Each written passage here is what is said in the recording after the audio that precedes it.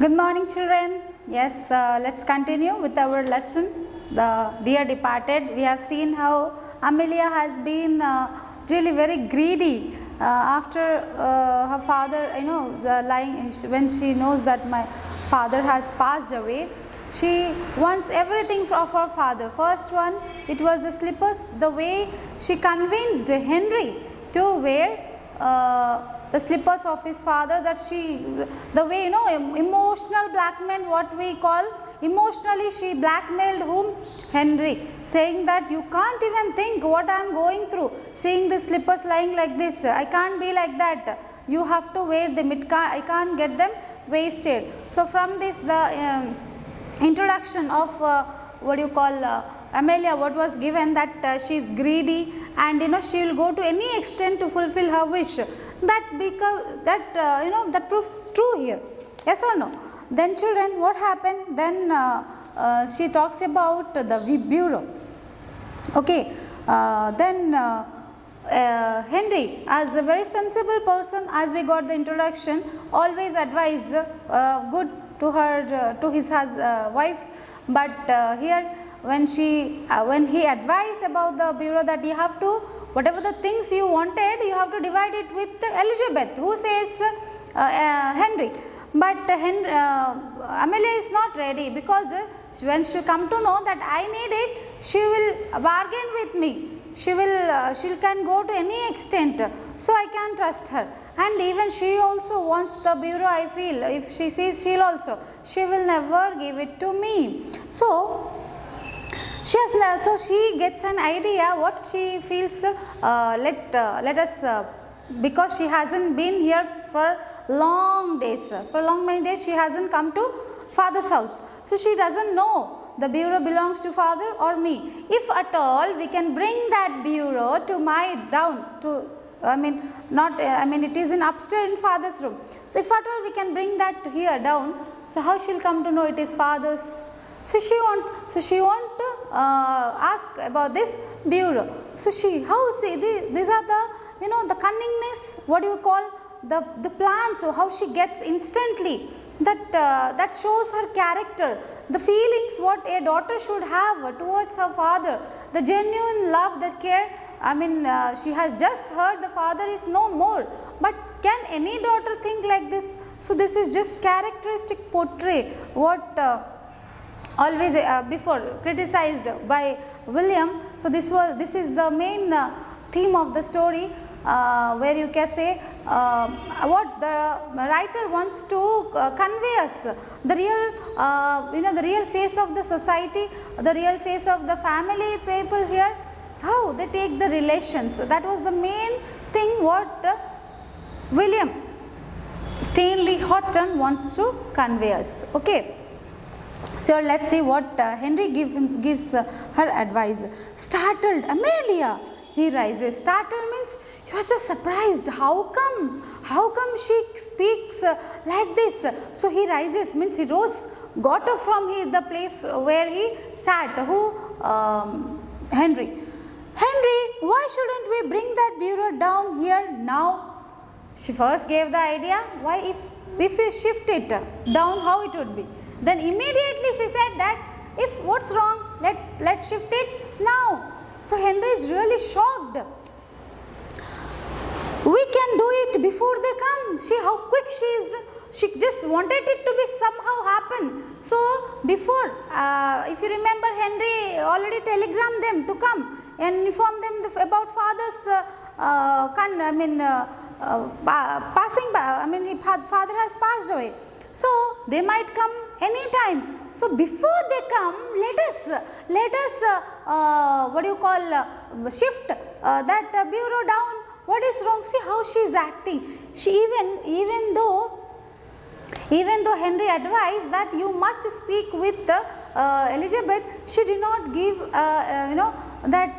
interest to his words, because whatever she wanted to do, she wants to fulfill. That's all. She won't listen to anybody. That kind of character is Amelia.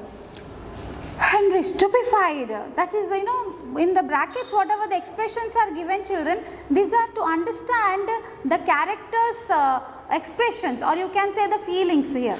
Okay, so as it is not a movie, as it is not upon screen, you can watch them live somewhere, you can through their expression you can understand what they are feelings inside. So here there are some exclamation marks, some adjectives where you have to understand the writer is trying very hard, or it's making very clear to understand whatever is the feelings of the characters or the actors who are acting here. How are their inner feelings?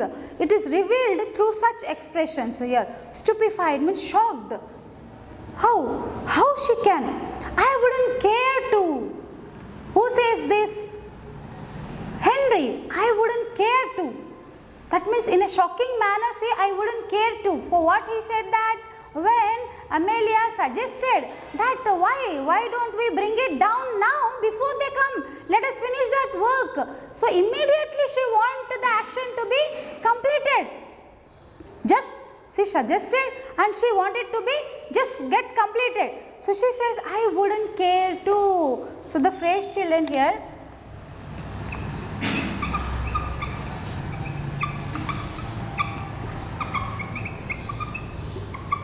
children, here in this, as it is a British family, so the language what we have used here, normally very kind of like little high standard English.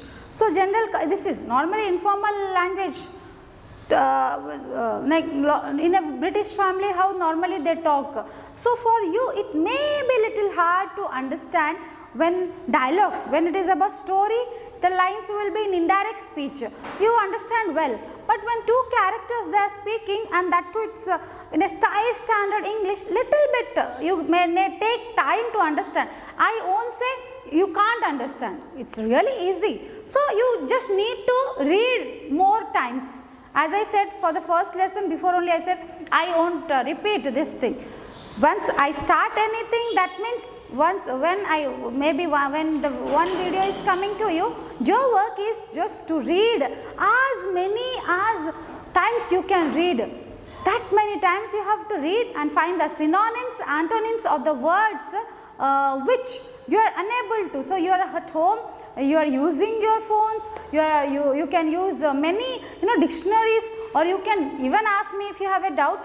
But when you find what I give, you will just write directly. But I want you people to, so that when you search, when you are writing it, so you are using your brain to search and write. That moment is very important, children, as you will remember it forever. No need to again learn separately, sit with that meanings or synonyms or antonyms and learn, because while reading you just, for example, stupefied, as I said, shocked.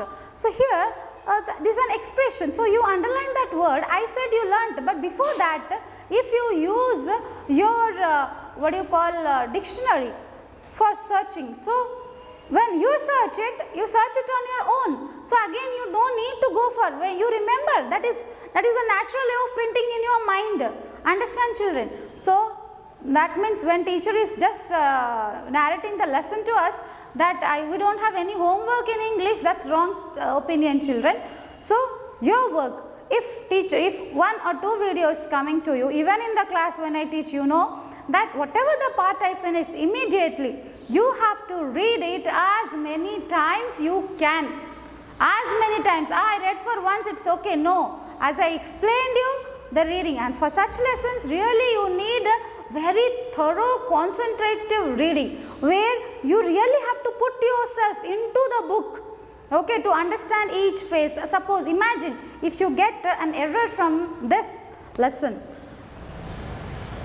I won't say it is very hard, it will be really easy as it is dialogues. So when you are familiar with such dialogues only, you will be able to find the errors. Understand? So please, listen, please accept, I request you can say, just listen me and accept this advice what I am giving you. Read. You are doing it for yourself, children. I am here to guide you. So the best guidance I can give you by just saying what you can do. Okay, so you are not in front of me, I am unable to ask you questions so that I can know that yes, before day have you read this lesson or not, the part which I have taught you.